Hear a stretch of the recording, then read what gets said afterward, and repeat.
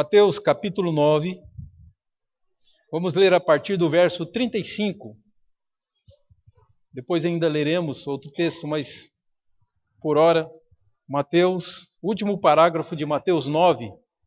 Mateus 9, 35 a 38. Assim diz a palavra do Senhor. E percorria Jesus todas as cidades e povoados, ensinando nas sinagogas, pregando o evangelho do reino e curando toda sorte de doenças e enfermidades. Vendo ele as multidões, compadeceu-se delas, porque estavam aflitas e exaustas, como ovelhas que não têm pastor. E então se dirigiu a seus discípulos.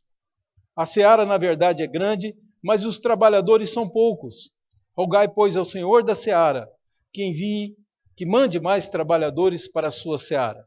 Vamos orar ao Senhor? Pai, te pedimos em nome de Jesus a iluminação do teu Espírito. Ainda que a tua palavra seja clara, precisamos da condução do Espírito, porque estamos muito aquém da sublimidade, do projeto de vida, da proposição que a tua palavra nos traz. Mas o nosso coração se alegra, porque com o auxílio do teu Espírito, sob tua direção e sobre o poder que essa palavra tem, seremos transformados. Então nos ajuda a entender a tua palavra e mais do que isso, coloca em nosso coração o desejo ardente de transformarmos em obras aquilo que o Senhor nos mostrar como tua vontade na tua palavra.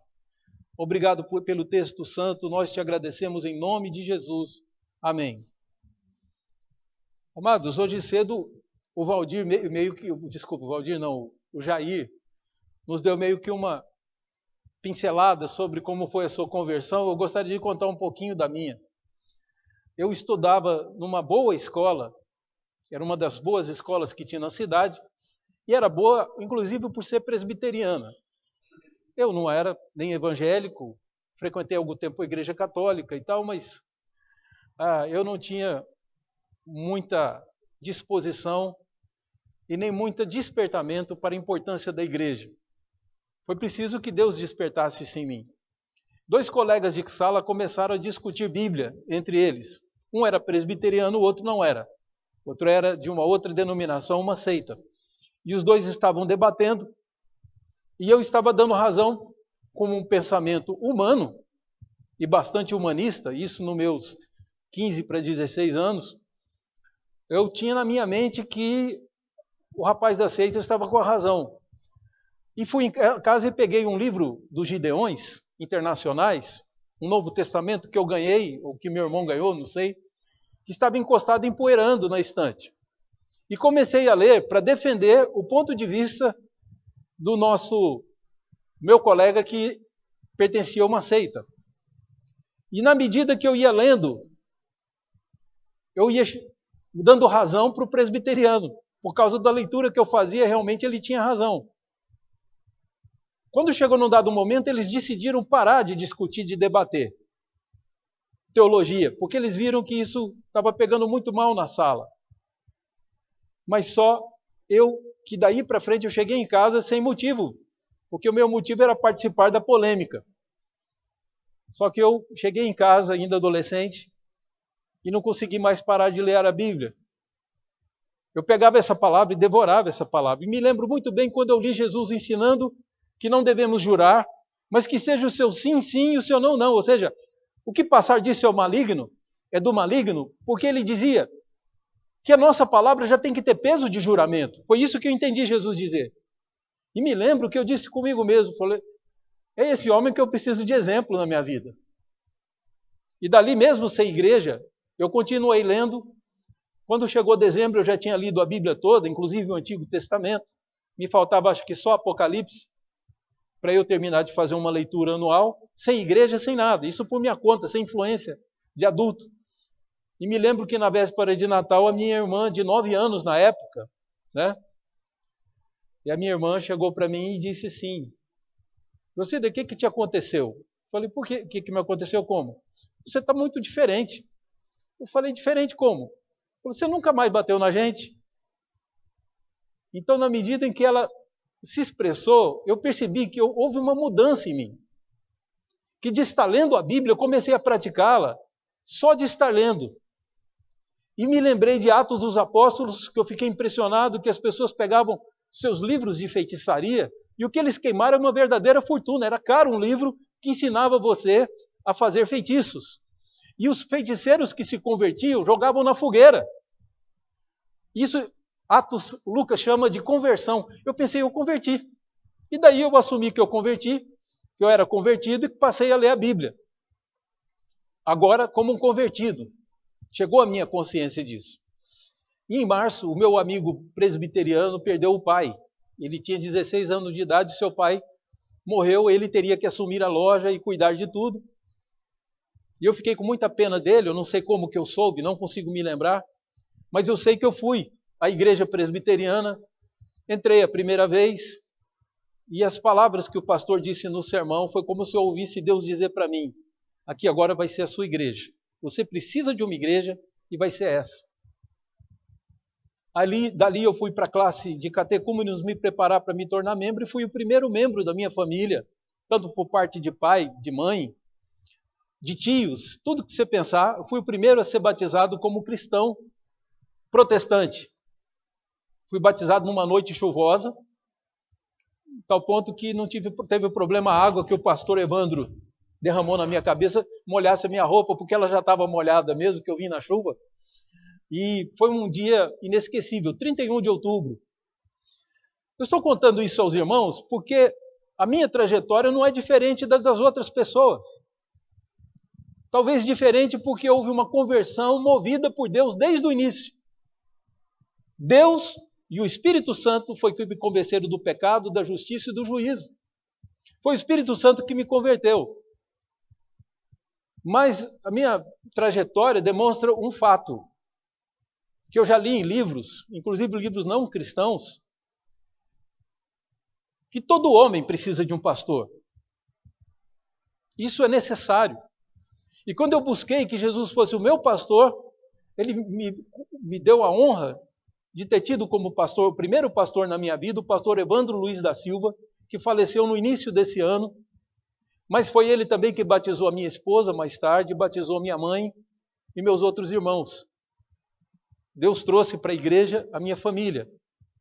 Deus fez entre um estudante de economia, presbiteriano, meu irmão, ele interrompeu o curso de economia, foi fazer seminário, formou-se pastor, terminou a economia e hoje trabalha, é gerente de um importante braço do Mackenzie, de ação social.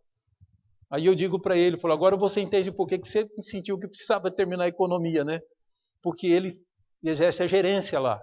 Então, Deus cuidou de tal forma na nossa vida que não posso deixar de dizer duas coisas. Primeiro, que Deus nunca me deixou faltar nada, sempre me conduziu. Deus me deu uma esposa, Deus me deu filhos. Um dos meus filhos é pastor. Os outros dois são batizados e membros da igreja presbiteriana. O que eu posso dizer de um Deus que cuida tão maravilhosamente de mim? Meus irmãos que não queriam ouvir eu pregar do evangelho, quando eu fui para o seminário, alguns deles se converteram, os que faltavam, e foram batizados. Eu vim em dezembro para o Natal e vi o restante da minha família batizada. Deus cuidou de mim. Então eu tive um pastor e esse pastor foi Jesus. O outro fato que fica evidente do tempo que eu tenho igreja e que recebi benefícios dessa igreja é que Deus colocou homens para me pastorear. Esse é o método de Deus. Esses homens me pastorearam durante a minha vida. Que eu posso citar aqui que foram bênçãos na minha vida, reverendo Evandro Luiz da Silva, como eu já disse, falecido, foi o primeiro missionário brasileiro no exterior. Ele fundou uma igreja que hoje é conhecida como Igreja Presbiteriana do Paraguai. Ele chegou de aprender Guarani para poder evangelizar lá. O pastor Evandro é uma pessoa que foi extraordinariamente usado na minha vida. Depois dele, o reverendo Jarbas foi meu tutor do tempo de seminário, Jarbas Sattler, e daí eu fui tendo pastores e até irmãos que me cuidavam, fora os presbíteros que me pastorearam também. Então, eu só tenho a dizer a Deus obrigado por isso. Ainda que o mundo olhe para isso como uma instituição feita para enganar, para conduzir pessoas, para ter poder, para ganhar dinheiro, eu de dentro posso dizer, não é verdade. Porque ainda que homens possam usar isso dessa forma, Deus ainda assim levanta os seus pastores para cuidar do rebanho. É exatamente isso que esse texto nos mostra. Jesus está diante de uma multidão e Jesus não está feliz. Podiam dizer, ó, quanta gente está sendo salva. Alguém podia dizer, olha quantas pessoas te seguem e te admiram. E muitos de nós ficariam satisfeitos em ter tanta reverência de uma multidão. As multidões que acompanhavam Jesus chegavam a ser de 5, 7 mil. Só de homens. Você imagina, juntando mulheres e crianças. Então você imagina que Jesus poderia manifestar alegria. Mateus conhecia Jesus na intimidade. E Mateus escreve que Jesus foi triste. Diz o texto aqui que Jesus teve compaixão.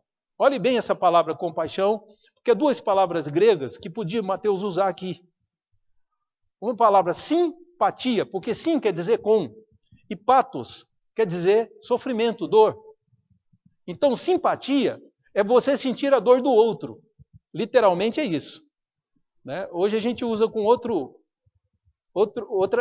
via. Mas, na verdade, simpatia significa sentir a dor do outro. Mas não é essa a palavra que Mateus usa. Mateus usa uma palavra ainda muito mais forte, que é até difícil de pronunciar. Mas Mateus usa uma palavra que usa intestino como raiz. Jesus sentiu a dor daquela multidão nos seus intestinos. Jesus ficou profundamente triste. Então, quando aparece simpatia, chama de compaixão. Geralmente, quando aparece espanchlia, Jesus tem mais do que compaixão. Ele sente dor nos intestinos, no seu interior, nas suas entranhas, por causa do sofrimento do outro. Então, é aqui que nós caminhamos. Aí eu estava falando de simpatia, para o irmão ver compaixão. Sim, é um prefixo de com.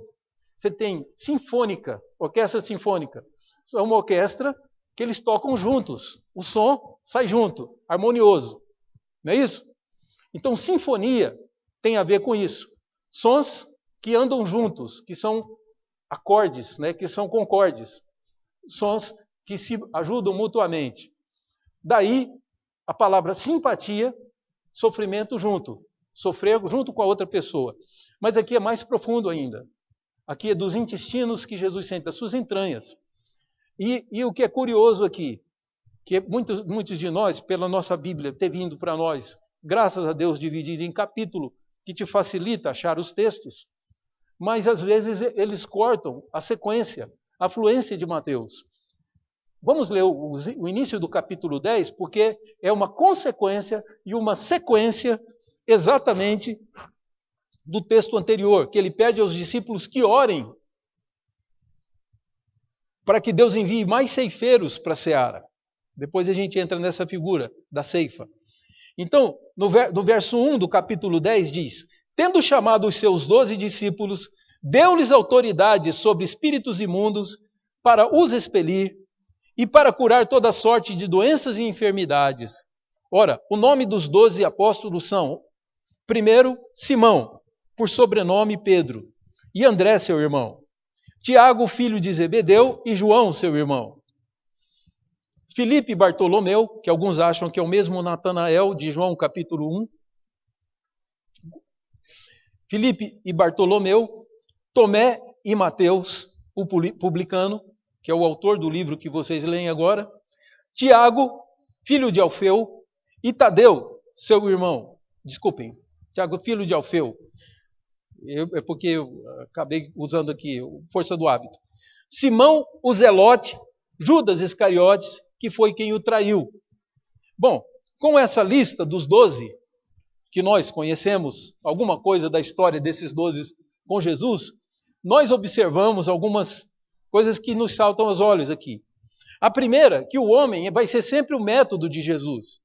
Porque não o fazendo, instituindo uma igreja e deixando essa igreja sem nenhuma atuação, sem nenhuma participação do reino, é uma forma de exclusão. Vocês estão salvos, mas não quero vocês no meu trabalho. Então Deus nunca usa esse método. Pelo contrário, há uma necessidade do homem de ter pastores. Olha no Antigo Testamento, você vai ver Noé como patriarca, depois você tem Abraão, que acabou formando e tendo liderança, Jacó, todos esses que eram patriarcas, que eles tinham ascendência por serem pais. tinham ascendência sobre o seu filho. Noé é o pai de todos nós, porque dos filhos de Noé que nasceram todos os seres humanos de hoje, dos 3 filhos de Noé. Então havia uma autoridade já imposta, que era a autoridade patriarcal, a autoridade do patriarca. Porém, uma coisa nós precisamos entender a respeito disso. Isso também são figuras de Deus e de Jesus. É por isso que o pai não pode negligenciar o seu papel de liderança. O marido não pode negligenciar, porque ele está nesse papel. Nós vimos hoje, aqui tivemos uma excelente aula, nos falando, nos conduzindo no pensamento sobre a história de Ruth. E foi dito que Boaz, de certa forma, traz em si a figura de Cristo. Que é aquele que abraçou uma igreja perdida, adotou-a e casou com ela. E agora dá privilégios a ela. Então, o marido tem esse papel. Mas depois Deus levanta outros pastores. Moisés tentou libertar o povo, começou a mostrar sua indignação pela escravidão dos hebreus, matou um egípcio. E Deus mostra assim que ele não estava preparado ainda para ser o libertador do povo.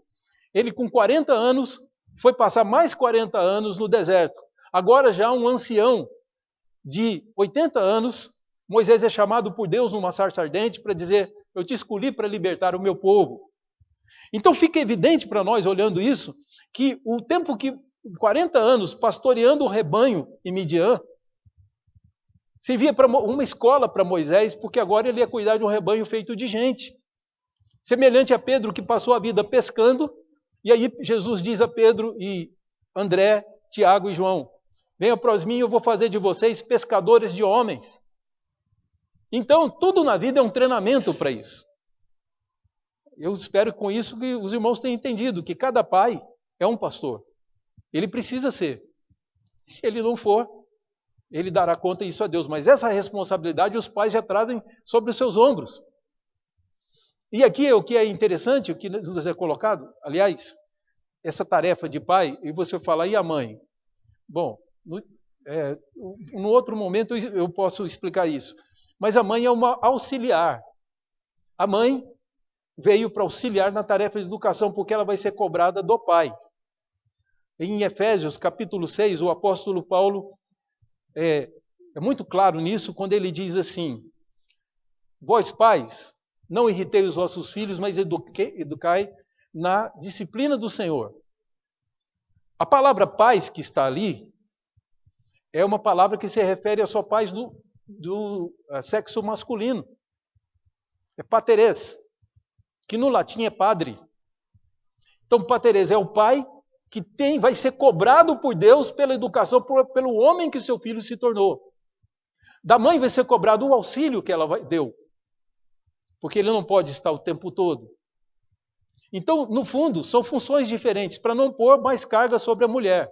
Porque o texto diz: filho, honra teu pai e tua mãe. Então, em Efésios, Paulo diz: filhos, obedecei aos vossos pais. Ali são os progenitores. A palavra grega gonelsin se refere a homem e mulher. Se é mãe, é gonelsin. Se é homem, se é pai, também é gonelsin. Então, os pais ali é genérico. Honra teu pai e tua mãe.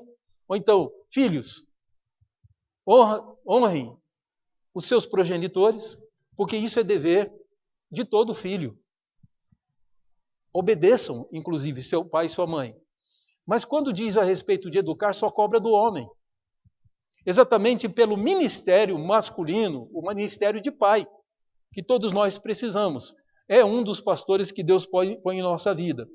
E o que é curioso aqui em Mateus, que Mateus está nos falando dessa necessidade de ter pastores. Moisés e tudo mais, e vem de lá para cá. Hoje, tem pessoas que estão escolhendo pastores pela necessidade de ter um pastor. Eu conheci um rapaz, no meu tempo de segundo grau, que ele pautava a vida dele pelas letras da música de Raul Seixas. E eu percebi que aquilo era quase que como uma Bíblia para ele. Ele estava sempre citando frases que o Raul dizia nas músicas. Para mostrar aos irmãos que o homem vai ter sempre um pastor sobre si. Ou vai ser algum escritor que influenciou sua mente, ou vai ser um líder, vai ser um cantor. uma dupla sertaneja, sei lá o quê. Mas todo homem vai escolher um pastor para si. Por isso que Deus criou a igreja, para que tenhamos pastores apropriados. Porque quando temos pastores homens, e aqui nós estamos falando de pastoreio humano, Pedro era homem como você, Natanael ou Bartolomeu era homem como você e como eu. E Deus colocou sobre eles a responsabilidade e deu até dons para eles, para que eles fizessem com propriedade. Então, o que as pessoas precisam não é só de pastor, elas precisam de igreja. E na cabeça delas, isso é só religião. Religião, diz, todo mundo tem que ter uma religião. Não, ninguém tem que ter uma religião. O homem precisa de Jesus. E Jesus diz que nós precisamos de igreja e ele vai levantar pastores para que cuidem de nós. É disso que esse texto nos fala. Porque, do contrário, as ovelhas que não têm pastor, ou que têm falsos pastores, que na semana passada a gente falou de ladrão, assaltante, ou mercenários, que Jesus cita no capítulo 10 de João, são pessoas que assumem o papel de pastor sem ter sido chamado por Deus. Alguns deles são inclusive enviados pelo próprio diabo para conduzirem. E daí, por esse pastor, as pessoas fazem as coisas mais ridículas, mais humilhantes possíveis. Os irmãos mesmos devem ter lembrado de uma professora que defecou numa foto, tudo em idolatria do seu Maomé. Aliás, Maomé foi mais um pastor que se levantou, e a grande discussão é que os muçulmanos dizem que foi Deus que levantou esse pastor, e os cristãos entendem que ele é um falso profeta. Não deliberadamente falso profeta. Maomé era um homem que tinha problemas emocionais muito sérios. Isso, quem narra a história dele conta que ele podia perdoar um grande criminoso aqui e em seguida matar uma pessoa só porque falou alguma coisa que ele não gostou. Maomé era um homem extremamente violento, não é à toa que o islamismo é violento. E se você julga que eu estou exagerando porque eu sou cristão, vai ler a história. A última vez que Maomé argumentou pastoralmente para que as pessoas seguissem as escrituras, ou os ensinos dele, foi quando ele fugiu, ele tentou fazer em Meca uma religião, e ele foi expulso de Meca. Ele então, na fuga dele para não morrer, ele foge para Medina. Ele chega na cidade de Medina, que fica ao norte de Meca, monta um exército, e com esse exército armado, ele desce e toma Meca, capital dos árabes. E dali ele funda o seu império.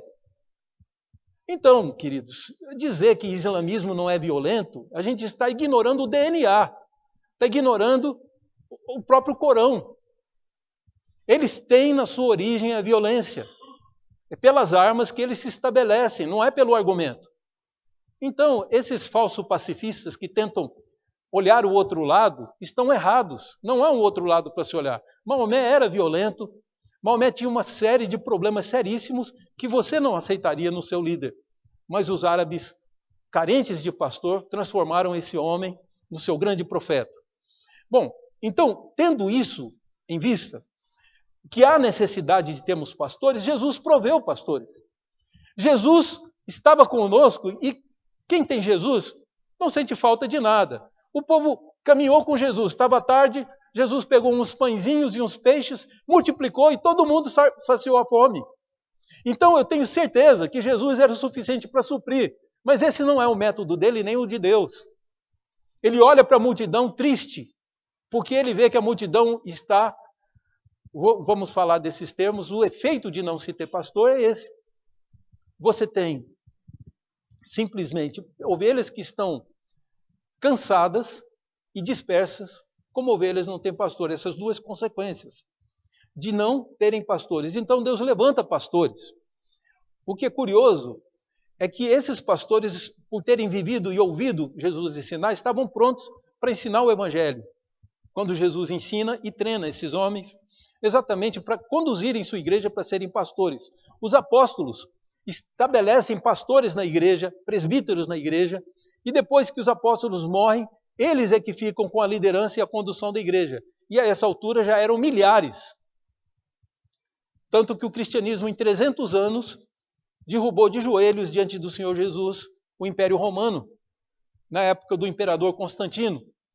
Então, é impossível não olhar para o fato de que todos precisamos de pastor, e quem provê pastor é a igreja do Senhor. Não que todos os que a igreja produza sejam verdadeiramente pastores, mas desses Deus cuidará e no caminho os afastará. Mas aqui o que é curioso, que os discípulos estavam prontos para discipular pessoas, mas haviam problemas que fugiam da mão dos discípulos, como por exemplo, enfermidades. Nós não podemos enxergar as bactérias no ar, as doenças contagiosas, não é isso? Então, e aqui naquela época havia muito disso. As pessoas sofriam muito, havia epidemias, haviam pessoas doentes, haviam muitos leprosos. Então Jesus deu a esses apóstolos a capacidade de curar enfermos. Todas as doenças e enfermidades podiam ser curadas pelos apóstolos. Eles receberam esse dom de Deus, esse presente de Deus, da capacidade de curar pessoas. É tão extraordinária essa capacidade que, diante dos apóstolos, teve um homem que tentou comprar. Ele fazia mágica, mas a mágica dele era tudo truque. Era prodígio da mentira. Então, quando ele viu que os apóstolos curavam, ele chegou com dinheiro e disse: eu compro. Se vocês me derem, eu pago uma fortuna para vocês para ter esse poder. E ele foi seriamente repreendido por Pedro, dizendo que não se compra o dom de Deus com dinheiro. Então, não é para isso que os dons servem, para fazer alguém ficar rico. Tirem isso da cabeça. Esses são prodígios da mentira. Porque os da verdade é aquilo que Jesus ensinou. O que você recebeu de graça, dá de graça também. Então, esse é o pensamento. Mas os apóstolos receberam o dom de resolver problemas que o homem comum não tem. Como resolver? Não tem solução. Então os apóstolos receberam esse dom. Um outro dom que os apóstolos receberam foi de expelir demônios, que também não são visíveis a nós. Nós podemos ver um homem e supor que ele é endemoniado. Mesmo assim, podemos errar aqui ou ali, temos que fazer alguns testes, porque um ataque epilético e tal se parecem muito. Um ataque histérico, eles se assemelham muito com a possessão maligna. Então a gente tem que tomar cuidado. Às vezes estão as duas coisas ali. Já teve casos que eu fui que haviam tanto um mal emocional, psicoemocional, como também havia uma manifestação maligna, junto com ela, embutida ali, camuflada. Bom, mas olhando o texto, eles receberam o dom, a capacidade de expulsar os demônios e também de curar enfermidades. Para alguém que acha que toda enfermidade tem sua origem no maligno, que é tudo batalha espiritual, aqui está um texto que diz o contrário. Eles não receberam o poder só de expelir o mal. Eles expelem demônios, que são personalidades, que são anjos caídos, e por outro lado, as enfermidades, que podem ser, inclusive, enfermidades naturais, que não necessariamente têm uma ligação com o adversário. Mas o que é interessante é que esses homens recebem, e aí a Bíblia nomina, coloca o nome deles. Mas isso é em resposta ao texto anterior. A primeira coisa que Jesus faz, quando observa que a multidão está, eu queria fazer verso 36 diz: vendo as multidões, compadeceu-se delas, compadeceu-se profundamente delas, seria a ideia, como ovelhas que não têm pastor. Elas estavam aflitas e exaustas. A ideia aqui é que elas estavam com problemas, estavam em tribulação. Mesmo estando com Jesus, elas ainda viviam sob tribulação, mesmo andando com Jesus. E, junto disso, estavam jogadas fora.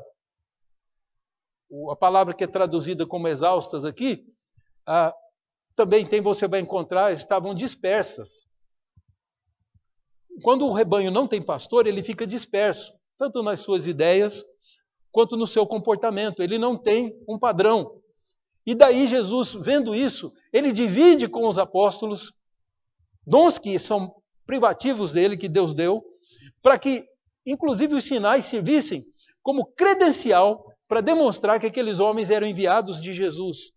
E assim nasce o cristianismo. Nasce com poder sobre enfermidades, sobre demônios, mas, acima de tudo, de ensino do Evangelho do Senhor, que era para isso que esses homens foram chamados. Então, Jesus primeiro coloca as pessoas para orar. E um dos problemas de orar é esse.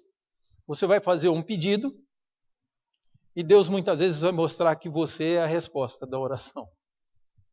Senhor, cuida de fulano, conforte tudo. E aí muitas vezes o Espírito Santo pergunta a você, você já foi lá visitá-lo? Você foi dar o seu abraço? Não. Então como que você está me pedindo para consolar se você não tomou a atitude?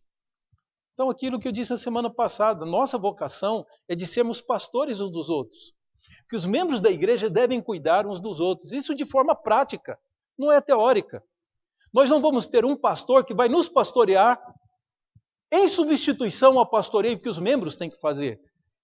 Nem dos membros, nem dos presbíteros, nem dos diáconos, porque diácono é pastor também, porque ele cuida para que não haja necessitados na igreja, não haja um doente que não possa adquirir um remédio. Não é para isso que o diácono, ele trabalha duramente nisso. Ele entrega cestas básicas, com o propósito exatamente de pastorear, de não haver necessidade no rebanho, para que Deus olhe para nós como uma grande multidão, mas olhe satisfeito. Porque nós estamos dispersos, temos pastores diáconos, pastores presbíteros, pastores irmãos, e temos pastores docentes que servem a igreja. E assim a igreja é um organismo que vai salvando vidas. Extremamente importante para o mundo de hoje, aliás, eu diria até, plagiando Jesus, que são imprescindíveis para o mundo hoje. Jesus disse que nós somos o sal da terra e a luz do mundo. São palavras de Jesus para se referir aos seus discípulos e à sua igreja, que estava sendo fundada. Então a igreja hoje é isso, é a luz do mundo e o sal da terra. O sal, nas palavras de Jesus, tem o significado de ser aqueles que atrasam o apodrecimento da terra. A proposta humana, de vida humana, ela é altamente destrutiva, corrosiva da moral, do coração, da alma do ser humano. Pedro chega a dizer que as paixões carnais que o mundo, que muitos partidos políticos têm ensinado, de liberação de tudo que é tipo de coisa, trará felicidade para o homem, Pedro diz que essas paixões fazem guerra contra a alma. Se você conhece um viciado, seja em droga lícita, droga ilícita, ilícita ou lícita, você sabe o inferno que é a vida dessa pessoa, que ela é um escravo. Ela precisa se libertar, e precisa de Jesus, e precisa de uma igreja, e precisa que você pastoreie ela, para que ela deixe o vício. Por que quem propõe a liberação da maconha no Brasil, não é claro, e diz que está pedindo também a liberação da cocaína, está pedindo a liberação do crack? Porque nesses são mais evidentes o que é destrutivo. Então o assunto é distraído para uma droga, mas o que está por trás é a liberação total, inclusive sexual, inclusive para as crianças. Essa é a proposta do mundo e ela é corrosiva. Quem é que atrapalhou o plano do anticristo? O plano satânico de corromper e destruir o Brasil. Foi a igreja do Senhor, que se levantou e disse, não aceitamos esse tipo de coisa. O resto dos brasileiros fizeram coro. Os brasileiros não aceitam, sabem que é nocivo. Então, aprovação de aborto e tudo mais que vem junto. E aí vem uma feminista, desculpa, queridos, se tem alguém que já fez esse discurso, mas eu tenho que chamar pelo nome certo. É um discurso muito idiota. De dizer que a mulher tem direito de escolher. Ela tem direito de escolher fazer sexo com aquela pessoa ou não. Ela tem direito de usar preservativo ou não. Mas depois que o bebê está no ventre dela, ela tem o dever de cuidar dessa criança até que ela nasça. Então esse discurso é um discurso hipócrita, que aparentemente defende as pessoas, mas está destruindo, no fundo, pessoas que são os nossos brasileirinhos que estão nas barrigas das mães. Então não caminhe com eles.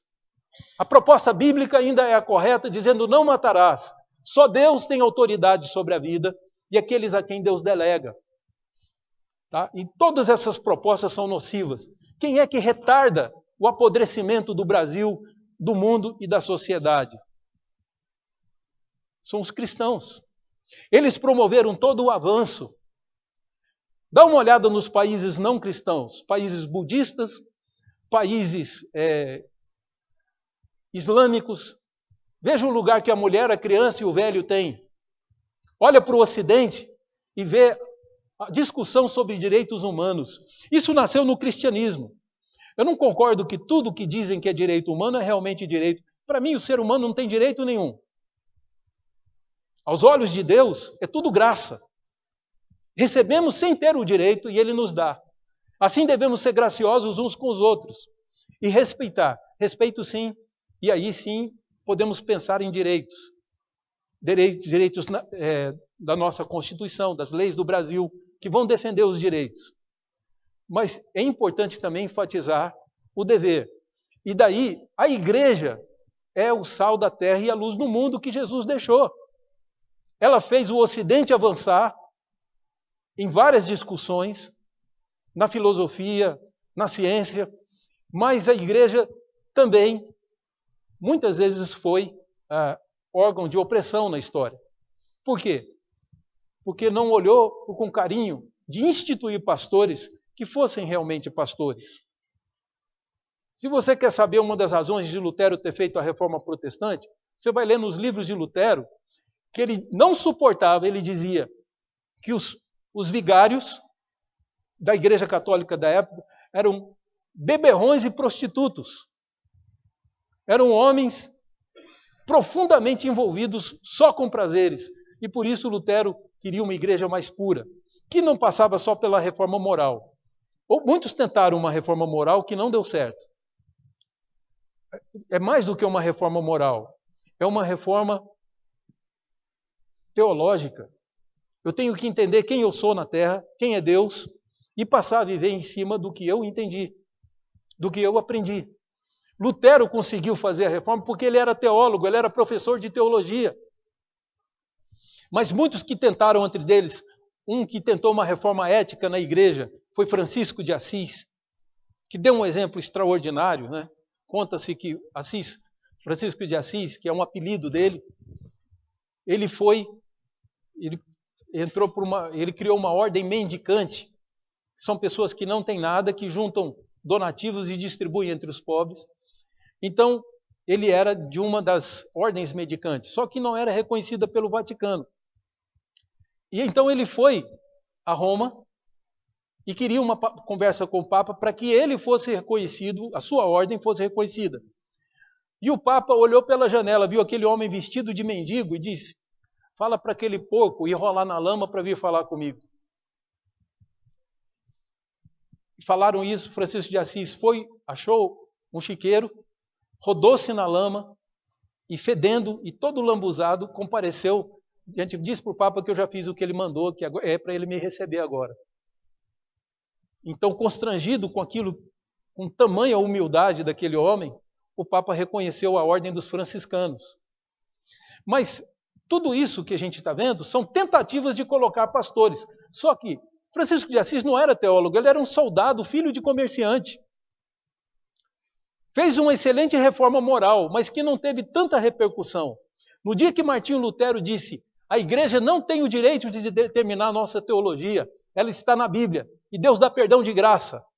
Quando Lutero abriu a boca e falou como teólogo, foi impossível. Se os irmãos lerem na história, o Vaticano promoveu o encontro em Worms, na cidade de Worms. E Lutero então teria que vir, recebeu do rei da Espanha o salvo-conduto, que seria: você está protegido, pode vir que ninguém vai tocar em você.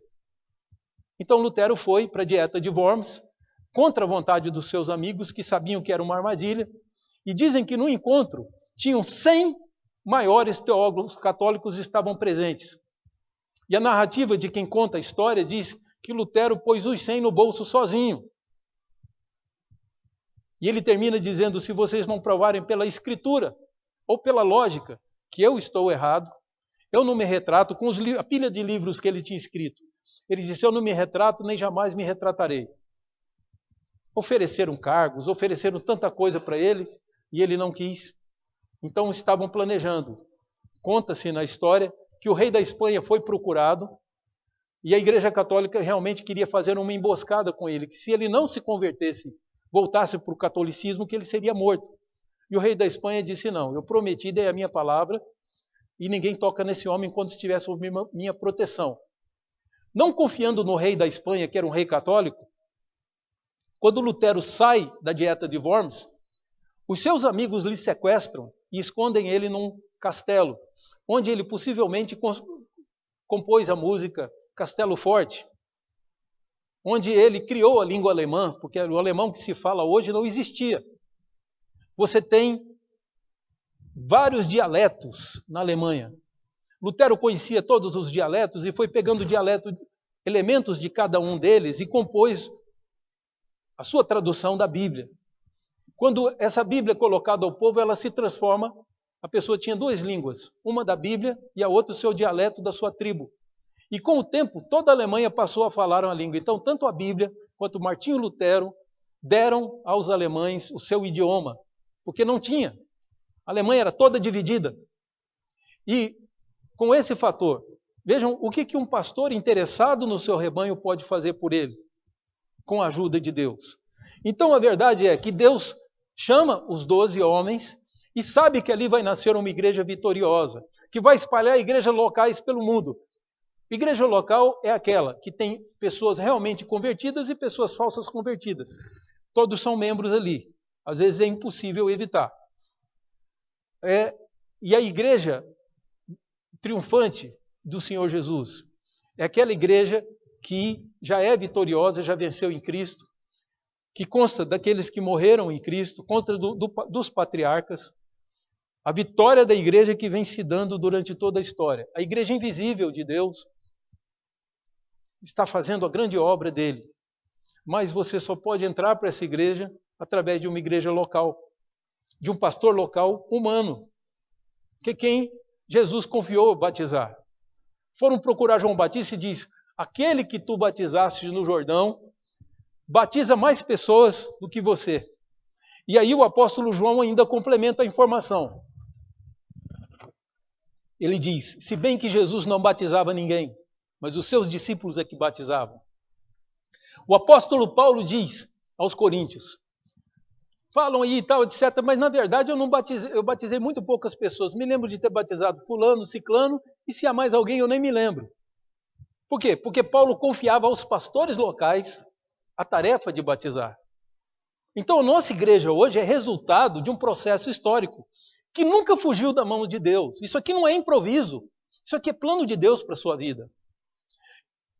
E daí é que vem a tarefa de se escolher pastores, que desde a Escócia, graças a um homem de Deus chamado, um ex-padre, chamado John Knox.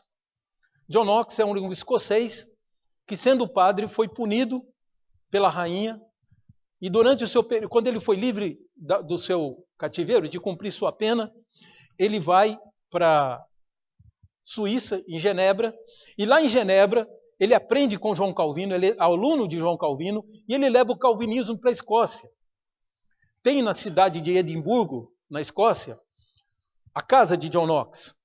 E na torre de John Knox tem uma salinha de oração, que um colega meu já esteve lá. Disse que não dá para ficar de pé, porque é aquele topo da casa, então é uma salinha que você tem que ficar ou de joelhos ou sentado. Tem uma Bíblia, e ele ficou imaginando John Knox ali orando ao Senhor, e dá para ver uma boa parte da cidade. Tem uma vista grande de Edimburgo.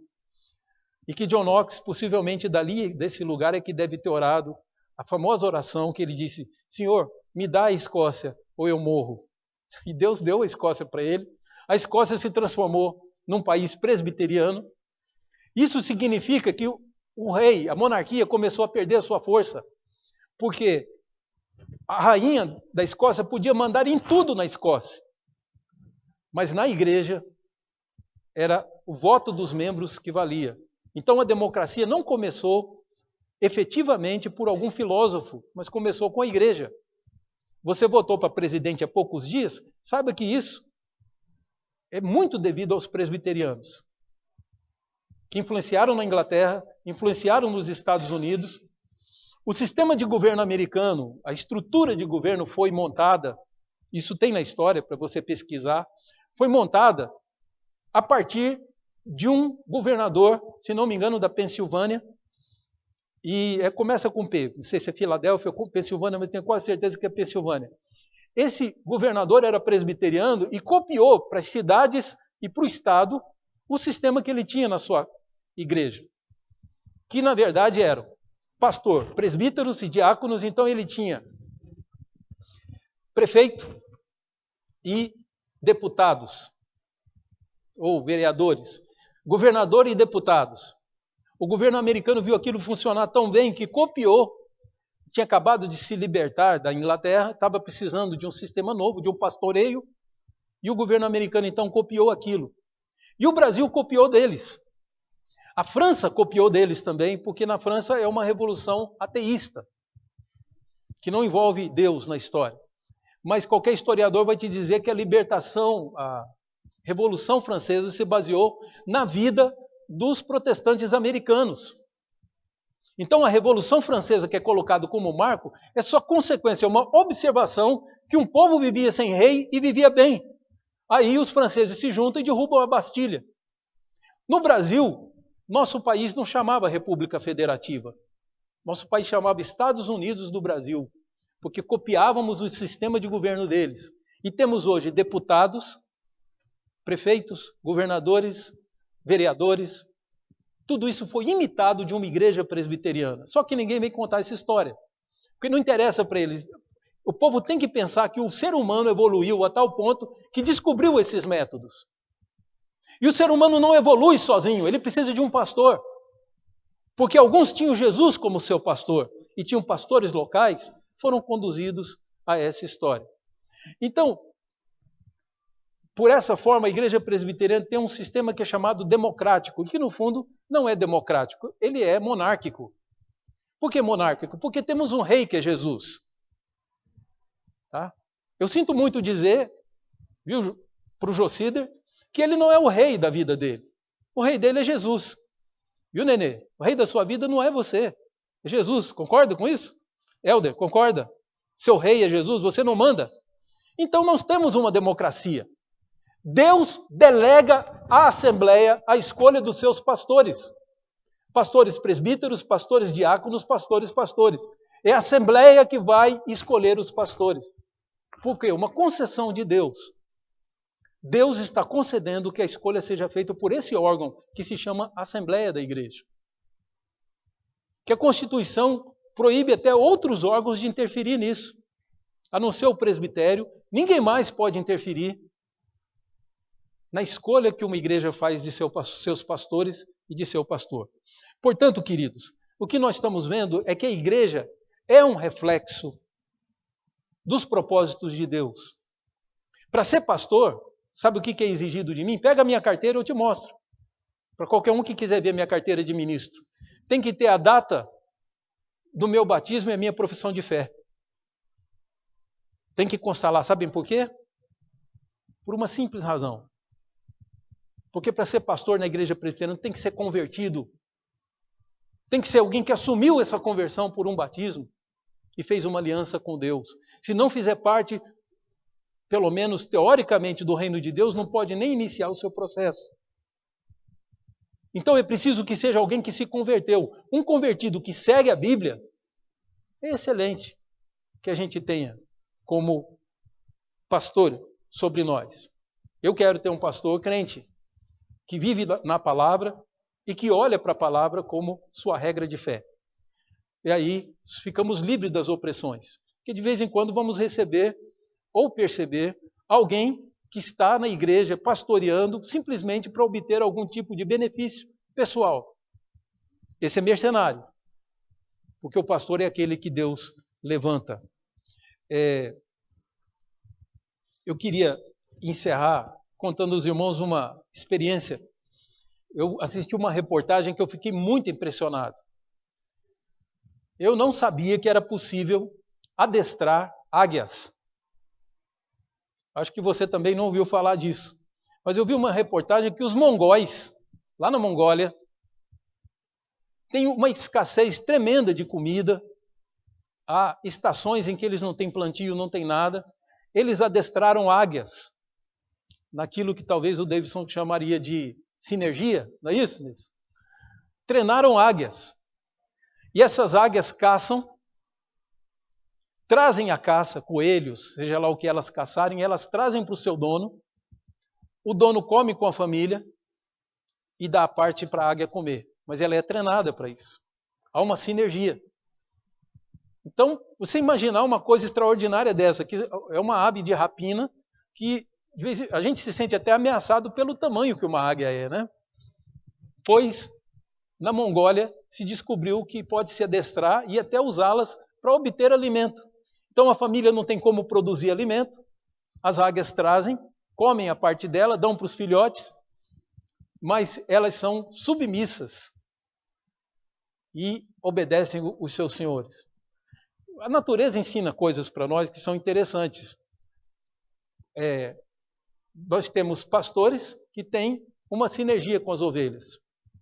Que é curioso isso. As ovelhas dão a lã, dão leite, dão carne. Talvez daí que vem a palavra carneiro, né? Elas dão carne para nós. Então, as ovelhas nos dão alguns benefícios. Nesse tempo, enquanto você não vai lançar mão da vida dela, ou do sangue dela para poder comer, você cuida dela. Mas é interessante que conta as pessoas que fazem esse tipo de trabalho, que a ovelha é um animal extremamente cativante. Você vai adquirindo afeto por ela. E é isso que é a igreja. Nós estamos aqui, muitas vezes, por interesses mútuos. Temos o mesmo interesse. E por isso trabalhamos juntos. Porém, nada impede em que haja afeto entre nós. Que o rebanho ame seu pastor e que o pastor ame o seu rebanho. A ponto de estarem prontos para andarem juntos, para produzirem. Eu não tenho dúvida, queridos, que o seu pastor é Jesus. Mas também não tenho dúvidas que Deus me levantou para fazer esse papel por amar os irmãos e por amar a mim. Então Ele me dá esse privilégio, como Ele deu a Pedro, de cuidar do rebanho. Ore para que Deus mande os verdadeiros pastores, os ceifeiros. Aí a figura da ceifa, né? O campo está pronto. Se a gente não colher, vai morrer. Isso Jesus usou para falar dos samaritanos, para os discípulos, que estava pronto para ser colhido. Outro plantou e nós vamos colher. Então, a seara está pronta. A nossa cidade carece de um pastor como Jesus. Os irmãos não têm ideia do quanto. Vamos buscar essas pessoas, vamos trazê-las para que elas conheçam Jesus. Mas, acima de tudo, lembrar disso. O campo está pronto, mas temos poucos ceifeiros. Essa aqui é uma cidade que tem aí por volta dos seus 150 mil, não é isso, Marcão? 150, 170 mil habitantes. Quem somos nós para conseguir atingir essa gente toda? Mas vamos começar a caminhar e Deus proverá o resto. O impossível Ele faz. O que é possível, Ele delega para que a gente faça. Então, sejamos uma igreja do Senhor, uma agência do reino, que em todas as coisas as pessoas de fora possam ver que há um pastor dessa igreja que se chama Jesus, e que por isso nós não sentimos falta de nada. Ele usa um e outro para suprir a nós o que nós precisamos. Vamos trabalhar juntos até que possamos entregar essa igreja viva, operante, nas mãos do Senhor Jesus no dia da sua vinda. Amém, queridos?